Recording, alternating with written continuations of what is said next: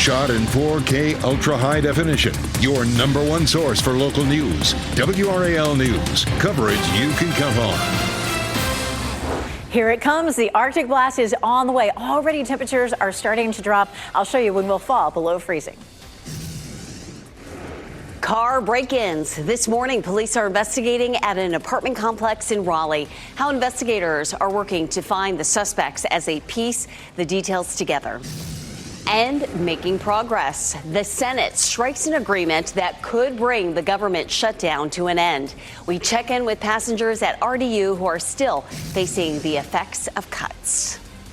Plenty of long lines and frustrations at airports all across the country. Good morning, everyone. It is 4:30. We are back here with you on a Monday. We're glad you're with us. Let's get to meteorologist Elizabeth Gardner in the WRO Severe Weather Center tracking our chilly temperatures. Freeze warning in effect for tonight, and that includes the entire viewing area. So overnight tonight into early tomorrow, we're going to see those coldest temperatures so far this season. Now, it's not here yet. It's not this morning that we're seeing the freezing temperatures, but over the next 12 hours, that cold air will really settle in across our area. Right now it is 49 degrees at the airport, and it's 43 in Roxborough. It's 39 right now in Roanoke Rapids, 45 in Siler City. That cold air, of course, is up here. You can see the blue shaded areas. That's where it's coldest. And then it's much warmer down to the south. Goldsboro sitting at 54. It's 54 in Fayetteville. But that cold air today will start to settle in across our area. Already, our temperatures are around 10 to almost 20 degrees colder than they were yesterday. This time tomorrow morning, we're going to see another similar drop. So mid 40s this morning, and we only make it into the low 50s. We had an absolutely glorious weekend with warm temperatures. That's over for at least a few days, but we'll see some rebound later in the week. I'll show you that. Elizabeth, thank you. Breaking news. Right now, police are trying to find who is responsible for smashing windows and damaging several cars outside an apartment complex. Ali Calabar is live in the WRAL Breaking News Tracker outside the complex near Sunnybrook Road. Ali, this all happened around 3 this morning. And police are still searching for the people who did this, who broke into these cars. And this is a private complex, so we were asked to stay off the property. But we do know that police are behind these gates here at the Pines of Ashton apartment homes, and they are trying to find any evidence that will lead them to the suspects. This is video from the WRAL Breaking News Tracker that shows some of the vehicles we saw. They had shattered windows and broken back windshields. We saw at least 5 vehicles with break-in damage. And within the past hour, Raleigh police say they are still trying to figure out what happened. Residents reported seeing people break into cars before 3 a.m. The suspects ran away before police got there, and Raleigh police tell me that they are doing security checkpoints throughout the city to try to find these people. And so we're still working to learn what these people stole and what vehicles were targeted in this. We're going to keep you updated. Reporting live in Raleigh, Ali Calabar, WRAL News. Ali, thank you. More breaking news. At least one person is hurt after fire this morning in Durham. The fire started around 3:30 this morning on West Pilot Street near Otis Street. The WRAL Breaking News Tracker shows firefighters there on the scene. We're told the person who was hurt was taken to the hospital, but is expected to be okay. The cause of the fire is under investigation. The longest government shutdown in U.S. history may be approaching its end. You're looking live at the U.S. Capitol building, where after 42 days, a tentative deal to end the shutdown has been reached. The Senate voted last night to advance a stopgap funding bill. Senators are set to work on amendments to that deal today. This morning, the effects of the shutdown are being felt at RDU. Hundreds of delays and cancellations over the weekend have left travelers frustrated. WRAL's Kelsey Coffey is out at RDU this morning. Kelsey, there are a lot of people there right now hoping that their flights will take off on time. Yes, Renee, and we're already seeing a long line this morning here at RDU for folks who were checking in for United flights. You can see them all there. So far this morning, 7 delays and 18 cancellations at RDU, according to FlightAware. Now, RDU is just one of dozens of airports nationwide impacted by the air traffic control shortage, all spurred on by the government shutdown. The FAA mandated flight cancellations are expected to ramp up to 6% by tomorrow, but last last night's agreement to end the shutdown may offer some relief. We spoke with one traveler yesterday who decided to make a nearly 17-hour drive back to Houston. His Frontier flight was canceled just minutes after he arrived to RDU. Hoping that we were going to be able to get home tonight, and that is not going to be the case. Transportation Secretary says that even if the shutdown does end soon, flyers could still be seeing some type of disruptions, especially during the busy Thanksgiving holiday. Kelsey Coffey, WRAL News, live at RDU. The bill to end the shutdown is a compromise between centrist Democrats and Republicans. Many Democrats opposed it because it does not extend expiring Obamacare subsidies. Republicans agreed to a vote on the subsidies by early next month. We must fight because a senior citizen cannot afford to pay $25,000 a year just for health insurance. We must fight to keep millions from financial ruin. We have senators, both Democrat and Republican, who are eager to get to work to address that crisis in a bipartisan way. The deal would fully fund SNAP, once known as food stamps, through September of next year. It would also reverse President Trump's attempted layoffs of federal workers during the shutdown. The agreement now heads to the House. It then needs to get President Trump's signature to become law and reopen the government. Even with the stopgap bill headed to the House, it will still be days before SNAP recipients receive their full benefits. As of now, those full payments cannot be made until the shutdown ends. If the deal passes, it will fund SNAP and WIC benefits through September of next year. Now, if you need help or you want to help your neighbors, we have a list of resources for you on WRAL.com. Just search SNAP. And be sure to download the WRAL News app. Turn on push notifications so you can get the latest updates sent right to your phone. This morning, we are asking questions of what led to a shooting that killed a Wake Med police officer. Officer Roger Smith was shot inside the emergency department lobby Saturday morning at the Wake Med Garner Healthplex. The suspected shooter, Benji Martin Jr., is in the hospital this morning. Garner police say he was also injured in the struggle. Smith served as an officer at Wake Med for 12 years. He was also a Nightdale police officer for 16 years and served as a firefighter, too. Garner police say Martin will be taken to the Wake County Detention Center after he is released from the hospital. The director of the State Bureau of Investigation issued a statement on the shooting. He said, in part, "I want to acknowledge that Officer Smith is a true hero. Had it not been for his heroic efforts, there could have been many more citizens injured or killed."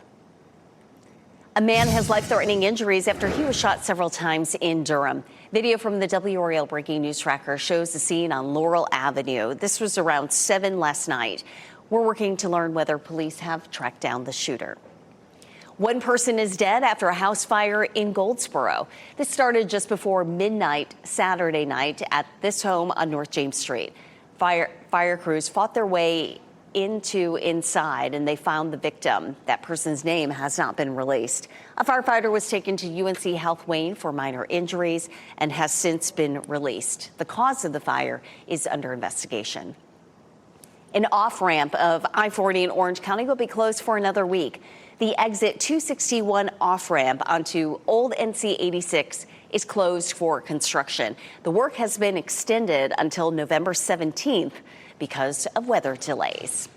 Looking ahead, there are big lottery drawings tonight and tomorrow night. The Powerball jackpot is $490 million tonight.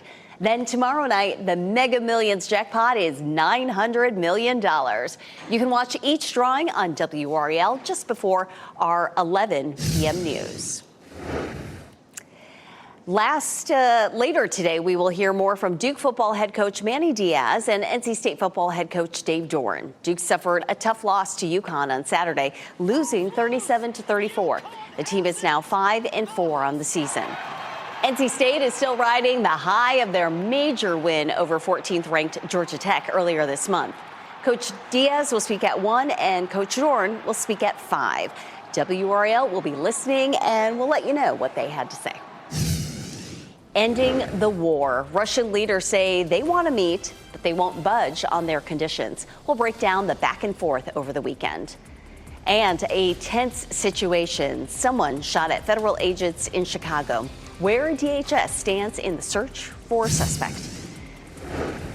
Here's a live look at Cary. It is chilly now. A freeze warning is in effect tomorrow. Meteorologist Elizabeth Gardner shows us the dips into the 20s and who could see some flurries. From the WRAL Severe Weather Center, North Carolina's most experienced team of meteorologists. 443, a cold front just moved through our area, and gradually we're starting to see the temperatures dropping. It's 49 in Durham and Raleigh and 54 in Fayetteville. That colder air will be coming from the north and west today, and it is going to be on the breezy side. We'll see winds gusting, especially this morning, up to around 22 miles per hour. It backs off only slightly this afternoon, and that wind coming out of the northwest is going to help to push that colder air in for us today. So we do have a freeze warning, of course, in effect for tonight. Practices this afternoon definitely going to be on the chilly side. At 3 o'clock, only 50 degrees. And once we get into the evening, those temperatures will be falling through the 40s very, very quickly. For tonight and early tomorrow, we'll see the coldest temperatures of the season, and there could be flurries in a few places. I'll show you where.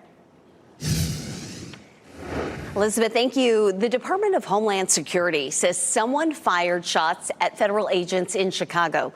The agency says a man driving a black Jeep fired at agents as they were conducting immigration enforcement operations. There are no reports of anyone being shot. The shooter has not been found. DHS says other people were throwing bricks and other items at Border Patrol vehicles. A Russian diplomat says he wants to meet U.S. Secretary of State Marco Rubio, but that Russia will not budge on its conditions for ending the war in Ukraine. Stephanie Bennett explains. Russian Foreign Minister Sergei Lavrov says he's ready to meet U.S. Secretary of State Marco Rubio, but that Russia would not abandon its core conditions for ending the Ukraine war. This comes after President Donald Trump called off a planned summit with Vladimir Putin in Budapest last month, following a phone call between Lavrov and Rubio. Meanwhile, Russia and Ukraine have traded almost daily attacks on each other's energy infrastructure. Multiple people were killed Saturday after a Russian drone slammed into an apartment building in the eastern Ukrainian city of Dnipro, while Ukraine struck two major Russian cities Sunday, disrupting power and heating. But Putin's forces continue to advance. Russia's defense ministry claims to have captured the settlement of Rivne in Ukraine's Zaporizhia region. But all eyes are on the eastern front line in the key city of Pokrovsk, part of what has been dubbed the Fortress Belt, crucial to Ukraine's defense of the region. Now, President Putin claims his forces are on the cusp of winning it and has made it clear that he wants all of Donetsk as part of a peace deal. Well, Ukraine has acknowledged the situation is dire, but claims it's not over yet. For the city's residents who were forced to evacuate, the impact is deeply felt. Where should I come back? There's no place to come back to. I don't have an apartment there anymore. There are no close people left there. Everything is ruined. And that was Stephanie Bennett reporting. As we wait to see if Russia and U.S. leaders will meet, President Zelensky is asking its Western allies to step up the pressure on Russia. A government tax filing program is coming to an end just months before tax season. The IRS says it is stopping Direct File. The free program started during the Biden administration. The Trump administration is exploring other ways for taxpayers to file for free through private companies. The Treasury Department says fewer than 300,000 people used Direct File. The IRS spent at least $41 million on it this year. President Trump says his administration is working on creating a 50-year mortgage in an attempt to help homebuyers. This new move also comes as concerns over affordability are rising. The median household is spending almost 40% of monthly income on homes. 30-year rates became the standard under the FDR administration during recovery from the Depression. An organic baby formula maker is pulling products from shelves after a botulism scare. The FDA says ByHeart, the makers of a nutrition infant formula, is recalling some of its powdered formula. Federal health officials have linked it to a 10-state outbreak of botulism. The FDA says the recalled lots have a December 1st use-by date. Parents are urged to record the information on the bottom of the product and then throw it away. No deaths have been reported. Shoppers are expected to spend record amounts this holiday season. The National Retail Federation projects spending to top $1 trillion for the first time. That's despite economic uncertainty and rising prices. Consumers are projected to spend an average of $897 on holiday gifts, food, and decor.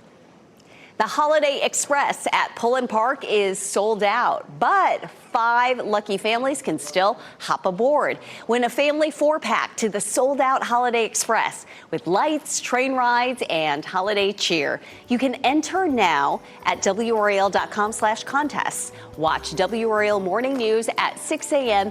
every day next week to see if you are one of our winners. It's the hottest ticket in town. The Midwest is seeing its first major snowfall of the season. Video from the area shows cars stranded in ditches as nearly 5 inches of snow fell. And this morning, Chicago is bracing for a heavy winter downpour. Some areas in Illinois and Indiana could see 1.5 feet of lake effect snow. Right here at home, the North Carolina mountains could see several inches of snow through Tuesday.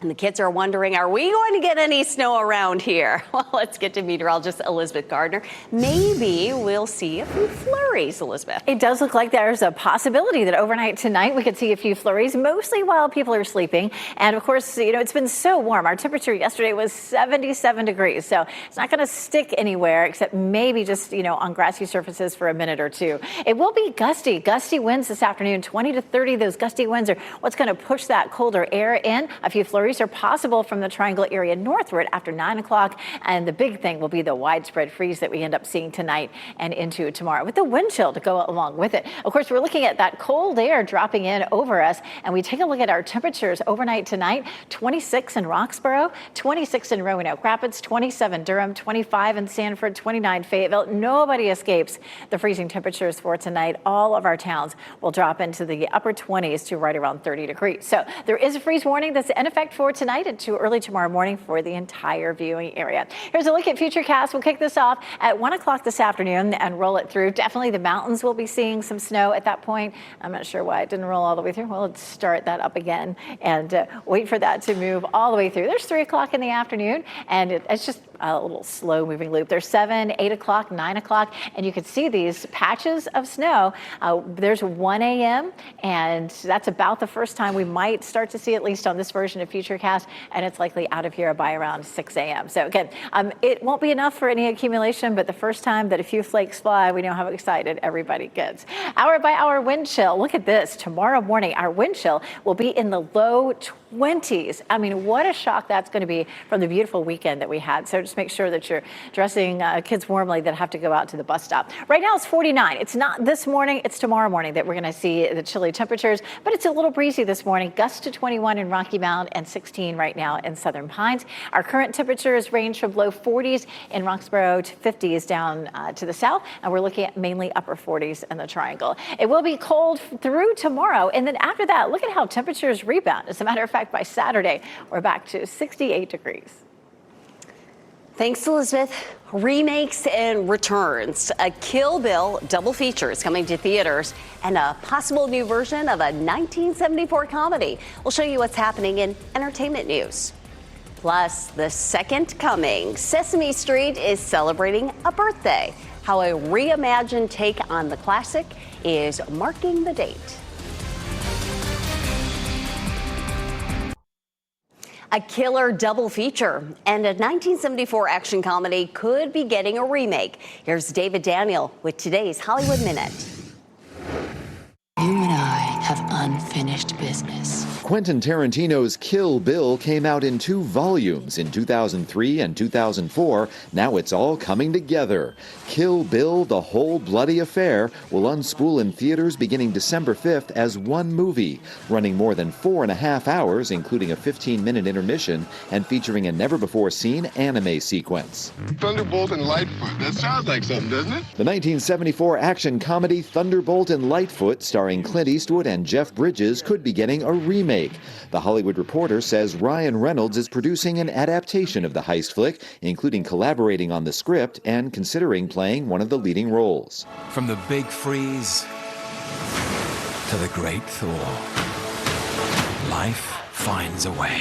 Prehistoric Planet Ice Age Season 3 looks at the post-dinosaurs Pleistocene era. Tom Hiddleston takes over narration duties from Sir David Attenborough. The 5-part new season premieres November 26th on Apple TV. In Hollywood, I'm David Daniel. And we have much more to come. One of TV's most beloved children's shows is celebrating a birthday. Today marks 56 years since Sesame Street began. This comes as a new reimagined version is set to premiere on Netflix. The new season will be available later today. Some of your favorite rock stars are now members of the Rock and Roll Hall of Fame. This weekend, the Hall held its 40th annual induction ceremony in LA. Cyndi Lauper, Outkast, and Salt-N-Pepa are among the newest inductees, and the late Joe Cocker was also inducted. Ahead at 5, we are following breaking news this morning. Cars broken into at a Raleigh apartment complex. The damage left behind as police work to find the person responsible. And travel hiccups. Lawmakers taking steps toward ending the shutdown as airports across the country saw thousands of cancellations and delays.